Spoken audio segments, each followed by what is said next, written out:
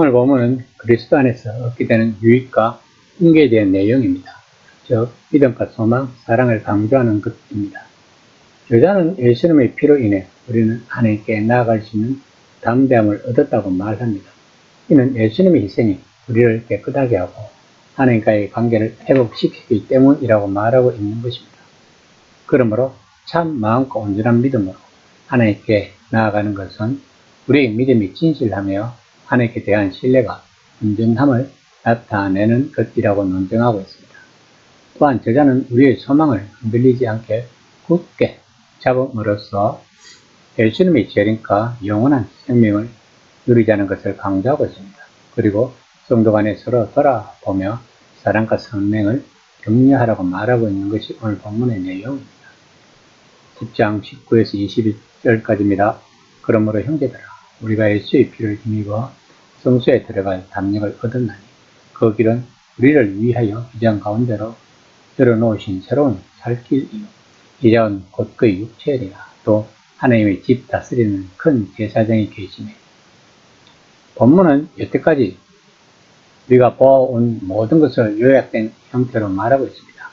곧 우리가 예수님의 피를 통해 하나님의 임재로 당당하게 가까이 감으로써 대제사장의 사역을 통해 가장 깊은 성소 안으로 들어가는 살아있는 새 길 위에 있다는 것입니다.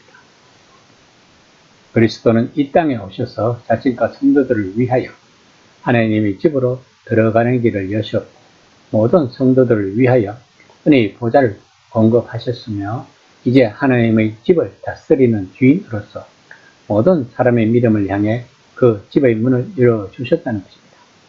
그러므로 와서 경배하라는 것입니다. 10장 22절입니다.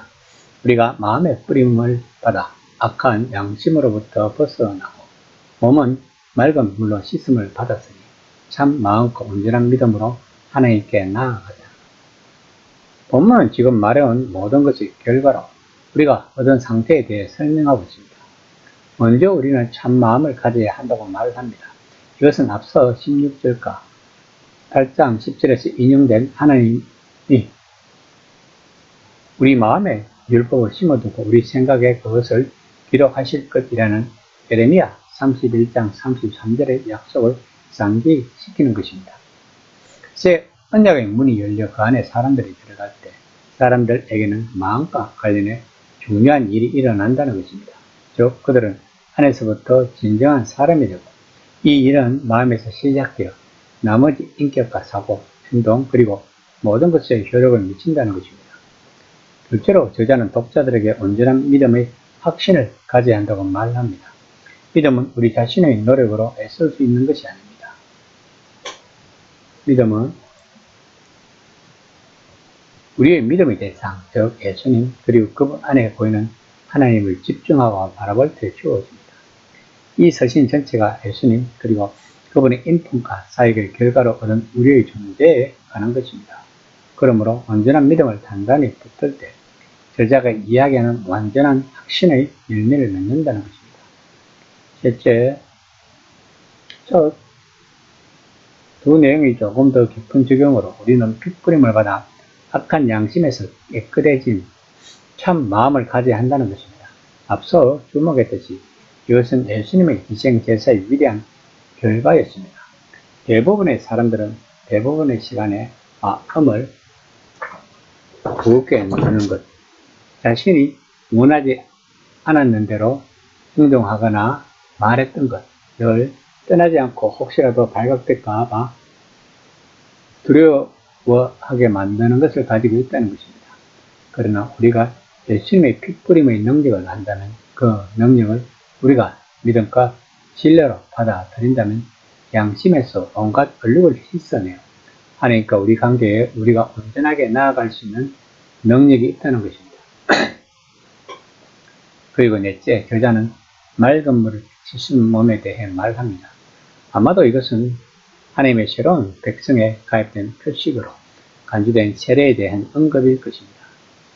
이 모든 것이 그리스도 안에서 얻게 되는 것이며 이 얻는 것으로 우리들은 하나님께 경배해야 한다는 것입니다.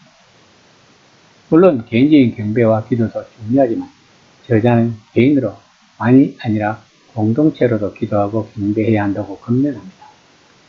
10장 23에서 25절입니다. 또 약속하신 이는 믿으시니 우리가 믿는 도리의 소망을 움직이지 말고 굳게 잡고 서로 돌아와 사랑과 선행을 격려하며 모이기를 피하는 어떤 사람들의 습관과 같이 하지 말고 오직 그나여 그날의 가까움을 볼수록 더욱 그리하라.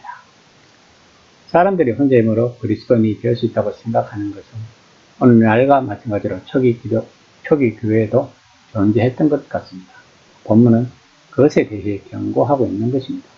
이런 현상은 아마 사람들이 과거나 현재의 기독교가 얼마나 공동체적인지 깨닫지 못한 데서 기인한 것도 아니고 그들이 게을렀거나 자기 지역의 다른 그리스도인들을 크게 좋아하지 않아서 그랬던 것도 아닐 것입니다.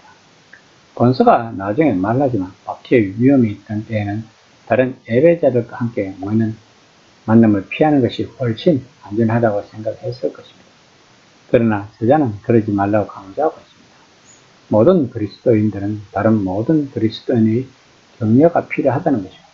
왜냐하면 우리는 주님이 다시 나타나서 하나님의 새 창조의 사역을 완성하실 그 위대한 날에 점점 가까이 가고 있다고 믿기 때문에 이런 격려가 중요하다는 것입니다.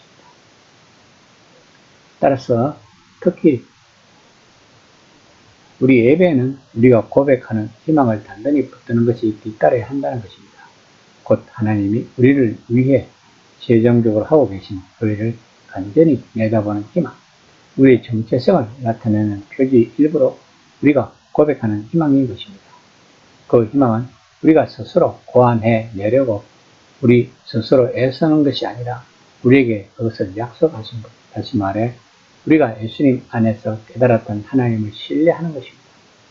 하나님을 신뢰하는 것이 이 서신의 가장 큰 주제인 것입니다.